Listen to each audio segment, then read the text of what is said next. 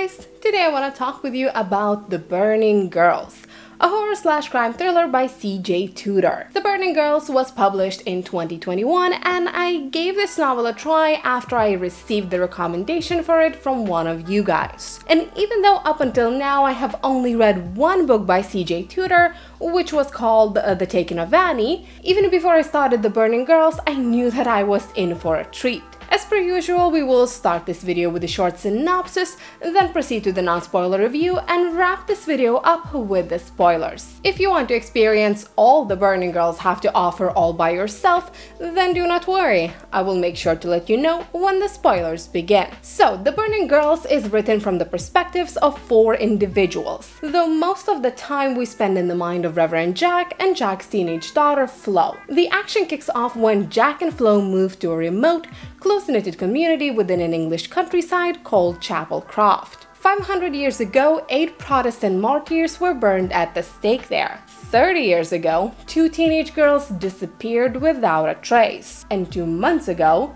the vicar of the local parish killed himself. Instead of getting a fresh start Jack and Flo so desperately needed, they found a place which is ridden with grief and secrecy. And soon enough, strange things start to happen. An old exorcism kit gets anonymously delivered to Jack. Strange and creepy sightings start to haunt Flo. And the more Jack investigates, the more obvious it becomes that everyone in this town has something to hide. So right from the get-go, I should tell you that this is a wonderful book. It has a perfect mixture of mystery and crime, it has compelling characters and multiple plot twists that are not easy to predict. As I have mentioned earlier, up until now I have only read one other book by C.J. Tudor, and I found Burning Girls to be much more entertaining than Taking of Annie. I would go as far as to say that reading this book for me felt like I was reading something of Stephen King. Now, I don't know if you are a fan of King's work,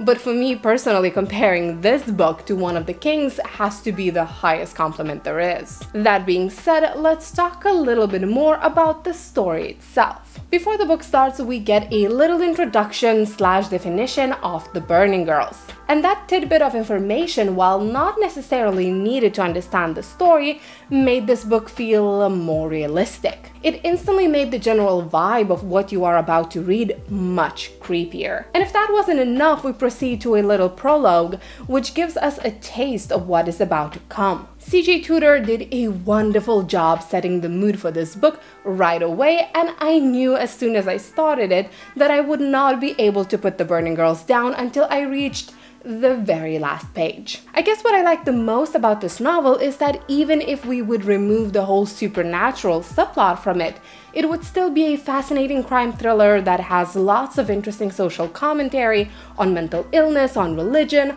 on how much influence church has when it comes to small towns politics, and the amount of freedom parents possess over the lives of their children. Besides the main plot, we also got a multitude of interesting subplots, and honestly, even when I was halfway through the book, I still didn't have a single idea on how the story might end, and I loved it. In addition to that, I have to point out that at least I personally found Jack to be a very sympathetic main character. I do not consider myself to be a religious person, so I was a little unsure on how I will perceive the story told by a reverend, and yet I have to say that more often than not I could relate to Jack on a personal level. Overall, this novel, surprisingly enough, besides having a super strong storyline, also included quite a lot of humor, as well as it had short chapters, which at least for me is always appreciated, as it makes me feel like I'm reading much faster than I probably am. So if you are looking for a great horror/mystery/crime novel,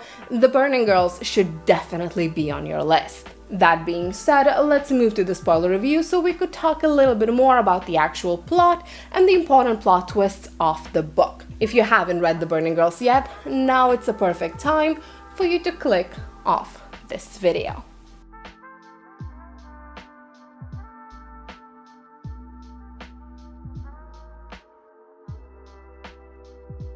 Now, before we go any further, I have to know, was I the only one who for the longest time thought that Jack is a man and not a woman?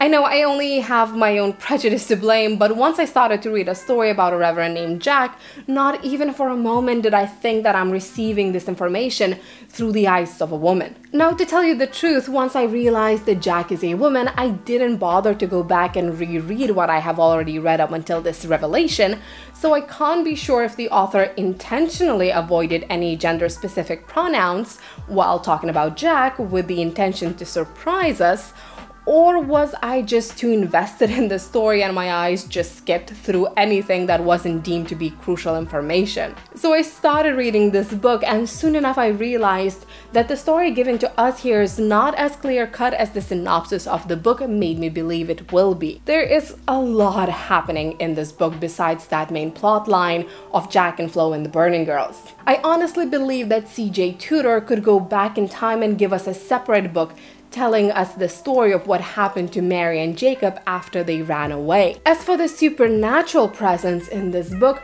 I am not ashamed to admit that Flo, without a doubt, has better nerves than I do. Honestly, if I would have witnessed a naked burning girl with cut off arms and head, I would be packing my bag and checking into the nearest mental hospital, or at least having a bath in holy water.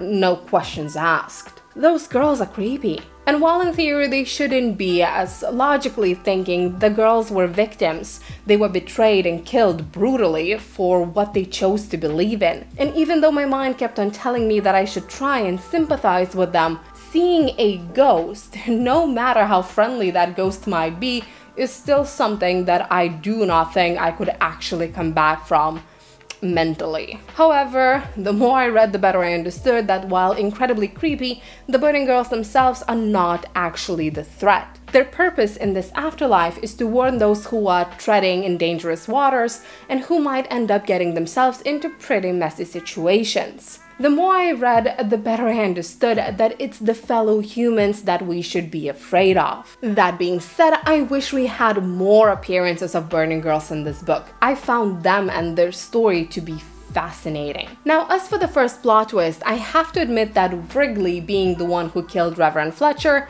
took me by surprise. I'm not ashamed to admit that C.J. Tudor did an excellent job covering his tracks and making me feel suspicious of Harper's family. Everything just seemed to tie back to them. We get to know that Tara and Poppy were best friends and that Tara's death is surrounded by very weird circumstances. We get to know that Harpers are related to martyrs, that they covered up the crypt in the church, and they ended up buying Mary's abandoned house. And while I wasn't entirely correct, I also wasn't entirely wrong. I was simply suspecting the wrong Harper. I honestly believe that Rosie is nothing more than a spoiled, narcissistic bully. I think the first time I felt that Rosie might be a little more than it seems was after Jack visited Wrigley's teacher, and the teacher said that he and Rosie together would be unstoppable. I mean, you don't just say something like this unless you are actually scared. And being scared of a couple of teenagers is not actually that common. When it comes to Wrigley, I so very much wanted to give him the benefit of the doubt. I'm not even sure why. Maybe because Jack always seemed to think the worst of him, or maybe because I wanted Flo to have a positive experience of first love. But in the end, all that gossip got to me too. By the time Jack went to visit Wrigley's mother and she realized that the mother is indeed dead, I knew that it was Wrigley himself who killed her. And yet, even knowing all that, even after Wrigley pointed out that he was faking his disability, and even after he kidnapped Jack, I still for some weird reason couldn't believe that he and Rosie were the ones who killed Reverend Fletcher. I feel like the main reason for this disbelief of mine was due to their age. Wrigley and Rosie are 15-year-olds. And even now I honestly can't decide if them being this young played in the favor of the overall story and made me less likely to be suspicious of them, or I actually wanted for them to be at least few years older, because them being this young and killing people in such elaborate ways just doesn't feel truly believable to me. Anyhow, for the biggest plot twist of Jack actually being Mary, I would love to tell you that this particular tidbit of news surprised me beyond belief. But to be honest, weirdly enough, that was one of the very few things that I actually predicted ahead of time. The moment Flo found the photo in the graveyard, that photo discarded by Jacob by accident, I felt that this one scene is giving me some information that I need to actually stop and think about. I didn't realize what this photo meant at the time, but I knew that it's going to be important. I even stopped and took a photo of the page I was reading just so I could go back to it and think things over once I get a little more information. And then, the moment Jack went to talk with Marsh, it hit me. Jack is Mary. And that's why the photo matters. That's why Flo looks like the girl in the photo, and that's why Jacob said that he came back home after stepping into the abandoned house. The fact that I managed to figure out this plot twist didn't make the grand reveal in the end of the book any less interesting though. Partly because getting the confirmation about this theory of mine was very satisfying, partly because it wrapped up the missing girls plotline really well, and partly because even after I realized that Jack is Mary, I still continued to doubt myself. I kept on reading the book and kept on thinking that I have to be wrong. That the way we look at this book and at this church and at these people through the eyes of Jack, it doesn't feel like we are looking at the things she has ever been familiar with. I kept on looking for little things that would disprove my theory, and I couldn't find anything substantial. My intuition just screamed at me that Jack and Mary are one and the same. And honestly, I'm looking forward to one day sitting down with this book again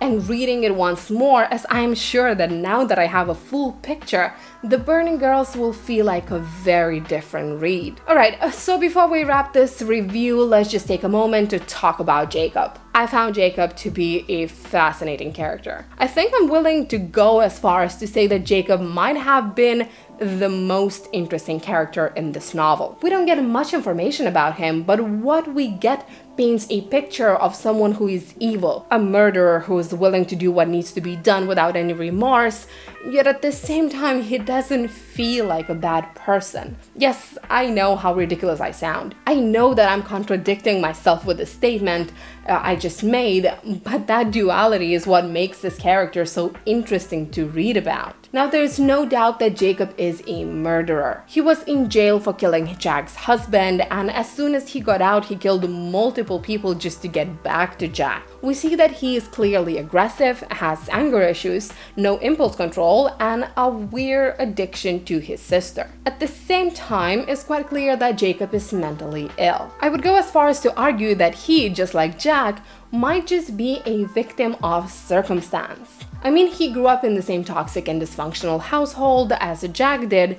As a teen, he killed someone to save his sister's life, he ran away with her and lived in absolute poverty on the street. He attacked again when he was almost sexually assaulted, and at least from what we know, his next big crime, aka murder, was killing Jack's husband, who also, as we know, was abusive towards Jack. These crimes and the crimes he committed after being released from prison shows us that in his mind he has always felt like his sister's protector. And even though Jack herself ends up being scared of him, he feels the desperate need to be near her and make sure that she is alright. That's why even in the end he doesn't try to actually approach Jack and Flo. Instead, he just tries to make sure that they're fine and provide them with the help when the help is needed. The difference between siblings is that Jack actually managed to find her way out of the messy upbringing she had with the help of religion, while Jacob succumbed to his dark side. We can see in this book over and over again Jacob debating with himself,